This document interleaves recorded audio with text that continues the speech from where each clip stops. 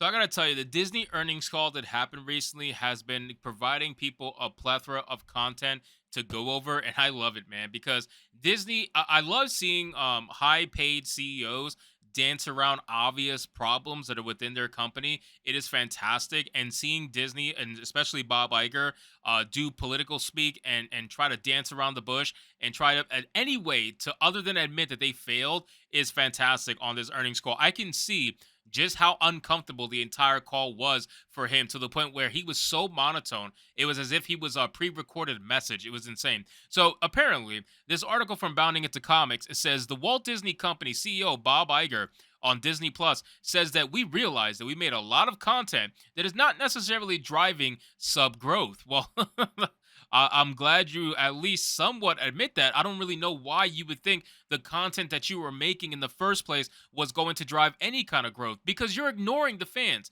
That's the problem. You're not listening to people and their feedback. You're too busy trying to deflect. You're too busy calling people racist. You're too busy calling people homophobes that you don't want to listen to the customer who's trying to tell you, hey, your product is a bit trashy. Maybe you should try doing some things a little bit differently, but you don't want to listen to them because you thought that you knew better. And now you are taking such massive losses, especially on your streaming side, where you lost 4 million subscribers, astronomical numbers, that now you want to come out and say, oh, maybe we were wrong. It's so insane. Guys, leave a like on this video so you can help push us out into YouTube algorithm, and let's get into it. So it says the Walt Disney Company CEO Bob Iger confirmed much of the content the company created for Disney Plus was not driving sub growth for the streaming platform. In fact, he admitted some of the programming they created did not drive sub growth at all.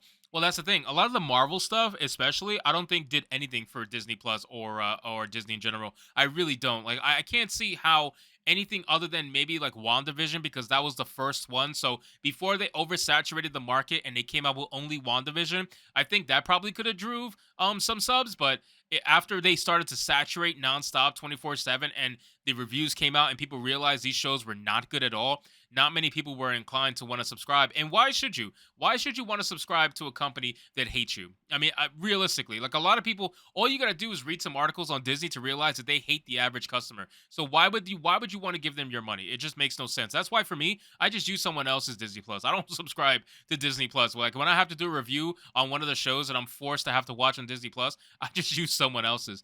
It says during the Walt Disney Company's Q2 FY23 earnings results webcast, Iger stated, as we grow the business in terms of the global footprint, we realize that we made a lot of content that is not necessarily driving sub growth, and we're getting much more surgical about what it is we make.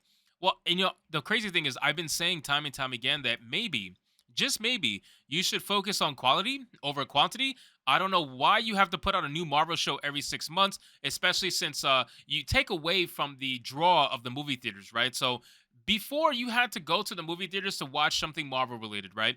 And that was cool because you had to every like maybe there was one or two movies a year and that was exciting and people would always go. But now you got one or two or three movies a year. You got God knows how many TV shows, two, three, four in a year. It's oversaturating. It's a lot. Like people cannot be interested in one IP that much. And if they are, it has to be a very, very strong IP. And unfortunately for them, Marvel is just not it. Like I could personally binge watch My Hero Academia nonstop 24/7, but again, that is a fantastic fucking manga and anime.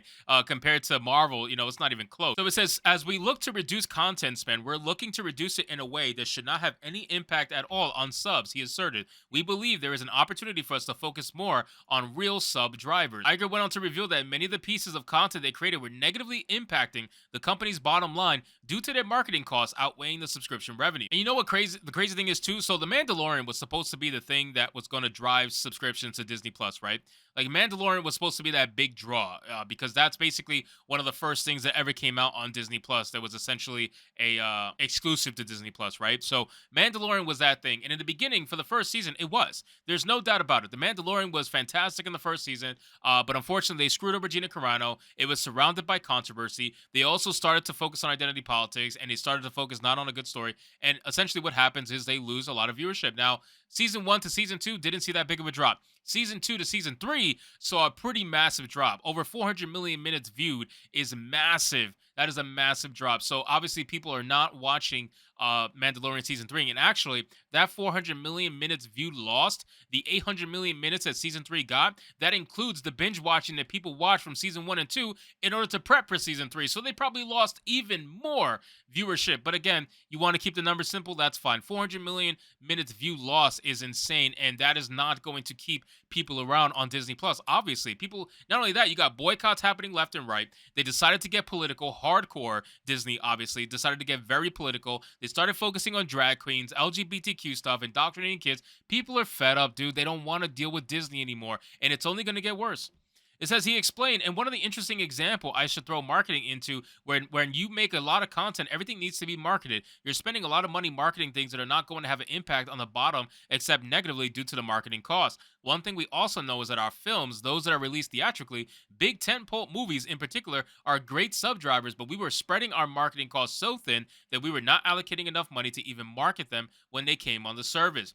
Iger then went on to admit that there was a number of pieces of programming that were not driving any subscriptions whatsoever, as witnessed by the ones that are coming up, including Avatar, Little Mermaid, Guardians of the Galaxy, Indiana Jones, Elemental, etc., where we actually believe we have an opportunity to lean into those more, put right marketing dollars against it, allocate more away from programming that was not driving subs at all. I guess this is part of the maturation process as we grow into a business that we have never been in. We are learning a lot more about it. Specifically, we are learning a lot more about how our content behaves on the service and what it is consumers want. He concluded. But how could you be? How could you? I cannot believe he said that. How could you be understanding of what consumers want when you very so clearly ignore consumers every chance you get? You have consumers. You have YouTubers like myself.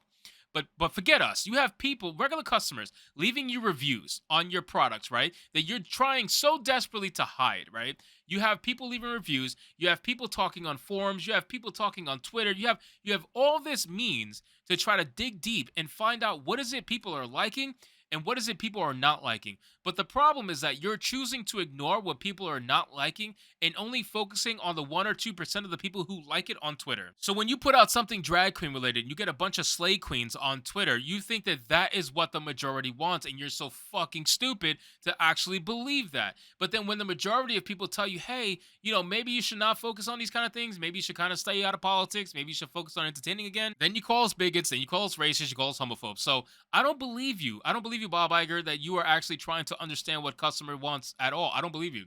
It says, as for the new strategy, the company plans to employ the Walt Disney Company's senior executive, vice president, and chief financial officer, Christine McCarthy, detailed earlier in their earnings result webcast. It's always a woman. She said, we are in the process of reviewing the content on our DTC services to align with the strategic changes in our approach to content curation that you've heard Bob discuss. As a result, we will be removing certain content from our streaming platform and currently expect to take an impairment charge of approximately $1.5 to $1.8 billion.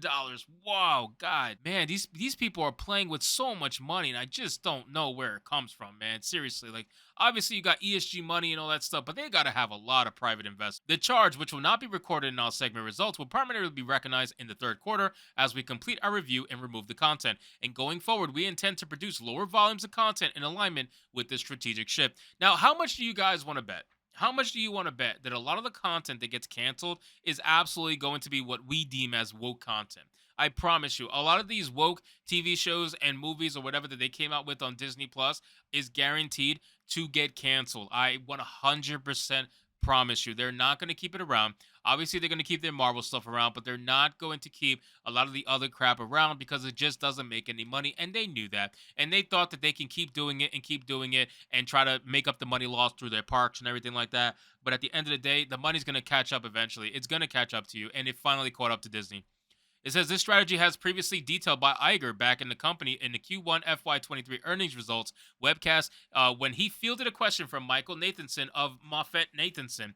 Iger said, and additionally, we are going to lean more into our franchises, our core franchises, and our brands. I talked about curation and general entertainment. We have to be better at curating the Disney and the Pixar and the Marvel and the Star Wars of it all, which again they have done. They are trying to come out. Obviously, you got Mandalorian season 3. They announced all of the new Star Wars IPs that are coming up right now that nobody's excited for, and I think it's really gonna bomb for them. I truly, truly do. I don't think them leaning into Star Wars is going to be a very good idea for them. Ultimately, at the end of the day, I know you got some hardcore Star Wars fans, and there's nothing wrong with that. They'll just consume anything Star Wars, even if it's blatantly ridiculous. They just want to consume Star Wars because they're Star Wars fans, and that's fine. But the grand scheme of Star Wars has completely died now. You're not going to get the money that you used to be able to get with Star Wars and how it was able to just print money. That hasn't been the case for many, many years. So, anyway, guys, thank you so much for watching this video. I hope you did enjoy, and if you did, consider leaving me a subscribe. I would greatly appreciate it. Don't forget to like the video, comment, let me know what you thought,